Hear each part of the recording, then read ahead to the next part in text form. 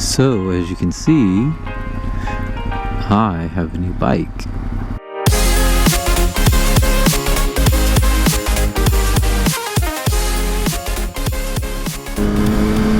Now, the reason why I have a new bike is because I crashed the old one right about here. What happened was, I tried to run that light right there. It was at a yellow and I did not feel like stopping, so I sped through it, leaned in through that turn a little too hard, and went down. Bike ended up getting totaled. My insurance paid me out for it, and that is the reason why I now have my 2005 R6.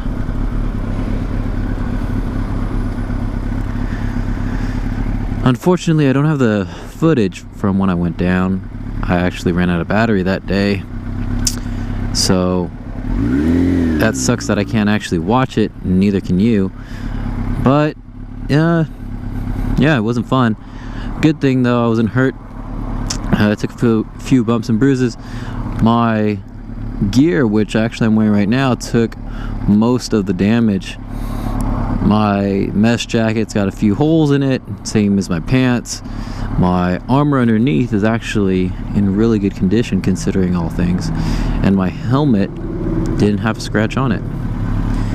So all in all, bad fall, yes, but lucky one nonetheless.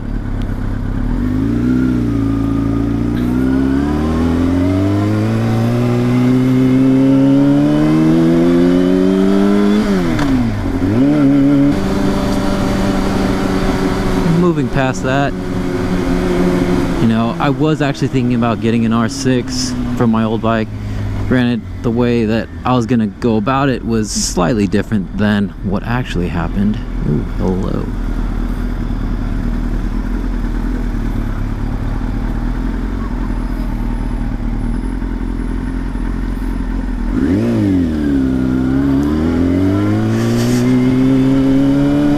And, you know, well, crashing the Ninja 650 actually didn't invoke a lot of confidence in me getting an R1. However,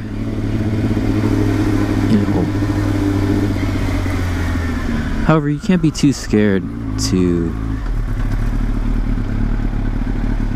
get the thing that you want just because of another incident.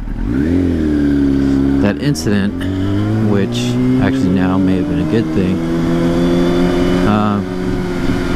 it definitely put things in perspective where I have a lot more to learn. And on top of that, what actually happened was well within my control if I mitigated it properly. If I wasn't speeding too fast, if I leaned over less, because you know that road isn't a track road. You know, it's got bumps and cracks and all that kind of nasty stuff roads have that probably didn't help me all that much when I leaned in it.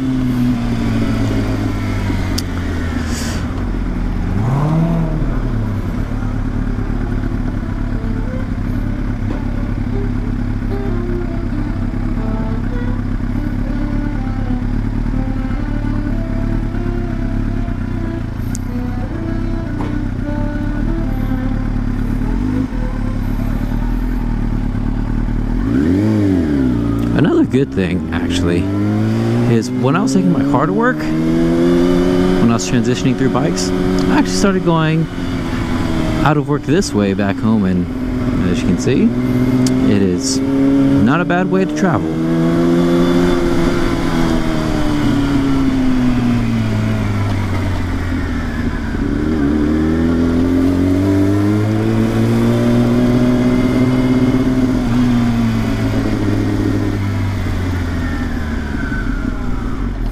With the exception to all of the red lights that are out of that area.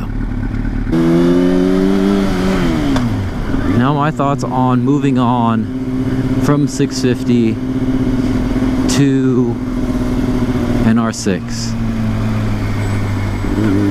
I absolutely love how this bike feels, how you sit in it. definitely plugs you in as a rider more than that 650 did.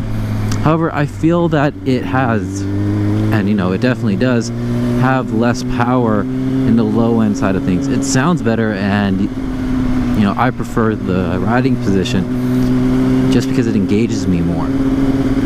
But that loss of power on that low end actually turns out to be a good thing for me, because you know, if I'm gonna do something stupid like speed through a red light and crash my bike,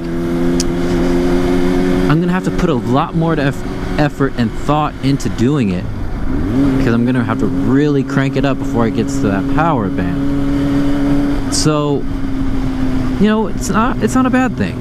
And the bike itself is a little taller where it sits as compared to that 650 I had. I might have to even lower it, but you know, I can still control it. It's not bad at all. The bike does have other things about it that I do like. The bike, you know, had about 20,000 miles on it, just a little less than that when I bought it. It had a few modifications to it, and I'll go over that in my review of this bike later. But some of the things that I really like compared to the other bike is that the shifting on this bike is so much easier.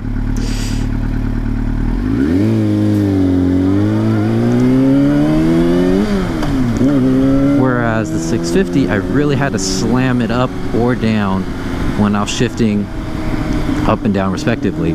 Here, you know, in comparison, if I brush up on it enough, it'll shift for me.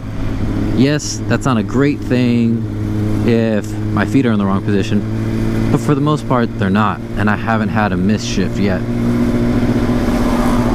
Now I know it's bound to happen, but just the shifter, even, you know, when I'm actually shifting, doing the action of shifting, it feels better against my foot. Other things that I like as well are, I feel like these mirrors are so much better. They're easier to position and look out at, no matter the position, the riding position that I'm in. Get through here. So a quick little side note here.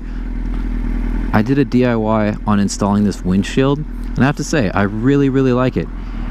It does, I don't know if you can see it, but if you look at it when you're in the sun against the white surface, it does have that reddish tint in there, kind of like if you bought really cheap tint and it started to fade. It's kind of what it looks like. But you know, when you're approaching the bike, you can't see it, and you know, against the pavement you can't tell either. It's only against like a bright, you know, like I said, a white surface and sunlight. Other than that, I think it's worth about 20 bucks. So do I think that the leap from the 650 to the 600 is a big leap? No. If you're comfortable on the 650 and you like that riding position, you're absolutely in love with it, I would say stick with it, because here you're really in a race position. You're down in the tuck, you know, and you're really hunched over in comparison. The 650, you have to put a lot of effort if you're going to be in that same position, and even then you're not going to be in that full-on race position. You could get the sport handlebars, I believe, and modify it, and if that's your take on it and you eventually want to go to 600, I would say, rather than, you know, modifying the 650, which is really more or less going to retain its value if you buy it used, use it until you're tired of it, sell it and get a 600. You will be more happy with your decision doing it that way than if you were to modify your 650 and then sell it, not get all the money that you even put into the bike, and then get a 600 and say, oh my gosh, all that money I could have poured into the 600. So I put it to you like that.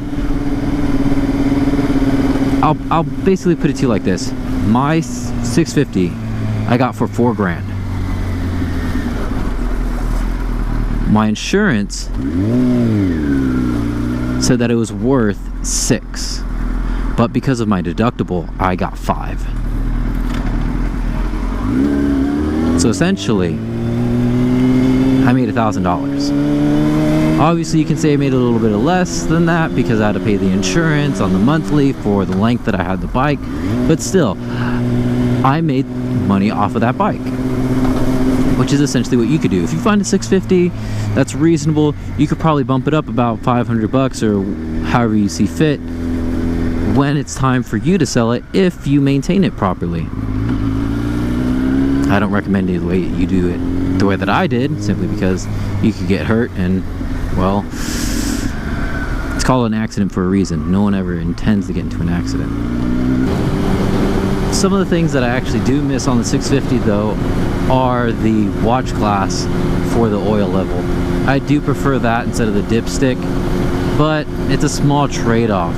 The overall goal that you want with the bike is, one, does it look good to you, and are you going to be happy to see it every time you get on it? Because that will impact your state of mind every time you're on the bike.